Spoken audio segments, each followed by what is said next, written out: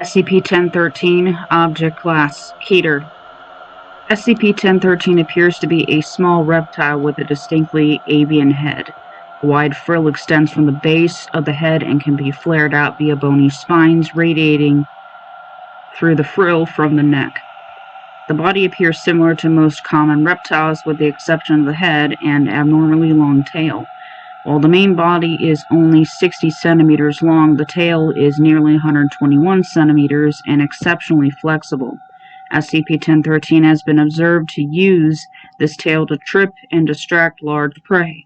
The head of SCP-1013 is distinctive, appearing to be that of a male chicken on first viewing.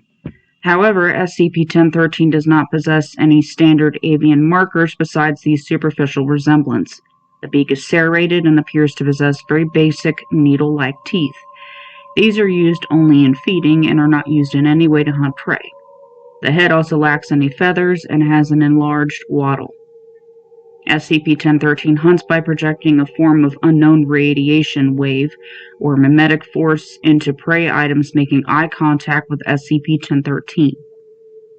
Subjects report a sudden stabbing pain in most major muscle groups with full paralysis setting in within 3 seconds. This paralysis continues for 8 minutes with full recovery after 10. Paralyzed subjects are then bitten, beginning the calcification process. Research into this effect is ongoing as no form of venom or viral agents have been detected from this bite. However, this contact will initiate a rapid change in cellular structure in the bitten subject. The outer skin tissues will begin a rapid calcification, growing very dense and inflexible over several minutes. This will extend from the point of contact outward across the body and can calcify a human being in 15 minutes. Subjects recovering from paralysis mid-calcification report the feeling as extremely painful, with a burning numbness in fully calcified areas. This calcification extends approximately 3 centimeters into the body, leaving most internal tissues undisturbed. Calcification does not appear to affect the eyes, mouth, nose, or other major mucous membranes. There is no currently known way to reverse this process. SCP-1013 will peck through the outer layer of hardened flesh and begin to consume tissues from the inside, burrowing deep into the body as flesh is consumed. SCP-1013 has a voracious appetite and will consume nearly twice its body weight at each feeding. SCP-1013 will only consume living tissue and will ignore dead or decomposing flesh. SCP-1013 has been noted to use natural body openings, mouth, and eyes primarily when available, and is capable of compressing its body to fit into very small openings. Prey items often die from blood loss or massive internal damage before feeding is complete, leaving the remainder of tissues to decompose within the calcified tissue. This outer tissue will slowly break down, causing large sections to crack and fall free. This will expose muscle and internal tissues, which are then often predated upon by SCP-1013. SCP-1013 will sometimes wait for this process to begin before feeding. Addendum. Recovery notes. SCP-1013 was recovered in Egypt near a former facility. Due to this proximity and the lack of additional SCP-1013 anywhere in the surrounding area, it is theorized SCP-1013 may be an engineered organism. SCP-1013 had calcified several animals and 2 shepherds and had been observed on multiple occasions. Recovery was achieved with only 1 death agent, proving much of our initial information on the calcification process. Local communities dismissed the incident with no involvement from agents. Notes on behavior. SCP-1013 is somewhat similar to a spider and will paralyze and calcify subjects even when not hungry, presumably to keep them for later. This was observed during Breach Incident 11-HR, see attached documentation, when SCP-1013 calcified 20 members of staff. SCP-1013 is also very aggressive and will attempt to stare down and bite any subject that enters the containment area. The neck frills is an amazing adaptation. It lifts abruptly with a loud snapping sound and often causes subjects to look directly at SCP-1013. SCP-1013 seems to have a range of about 54 meters for its stare and appears to need direct eye contact to work. SCP-1013 appears to only paralyze one subject at a time, but can attack multiple subjects in rapid succession. SCP-1013 appears to be immune to its own stare, reacting with the basic aggression to reflections.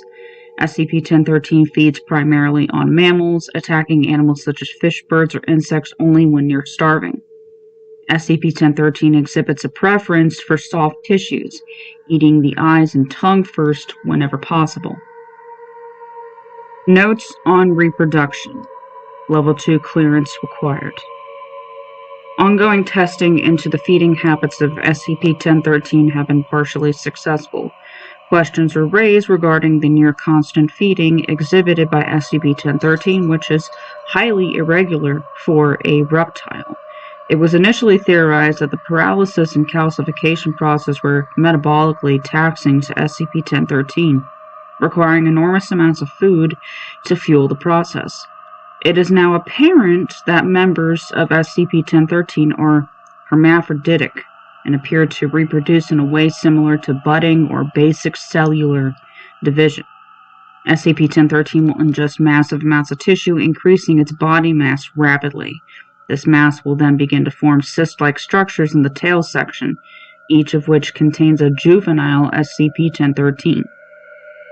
The process by which this occurs is currently under investigation. After 48 hours, juvenile SCP-1013 will forcibly exit the parent body. Parent SCP-1013 will typically release spawn within calcified prey. Juvenile SCP-1013 exhibit no feeding preference and will consume any biological material, living or dead. SCP-1013 do not engage in cannibalism and will exit the calcified remains once food has been exhausted. Juvenile SCP-1013 will seek out cool, dark places and begin rapid molting, doubling in size every 6 hours until reaching full adult size. New adult SCP-1013 will quickly establish territories and begin the feeding-spawning cycle again. Juvenile SCP-1013 seek out areas such as ventilation, shafts, plumbing, or discarded clothing and shoes in which to molt and grow. Disturbing a juvenile during this period will always provoke a sustained attack. The sequence of behavior was discovered after a lockdown event in site, resulting from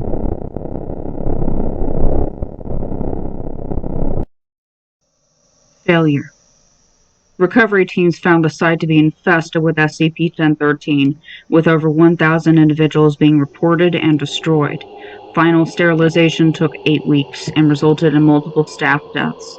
Research into the control of the rampant reproductive cycle with the goal of eventual bioweapon designation is ongoing. Special containment procedures. Standard safety procedures for visually reactive items ED-8 are to be posted at all times. Any staff entering the containment area are to review this document before entering. Any staff entering the containment area are to wear the AR-68 Armored Variant Hazmat suit.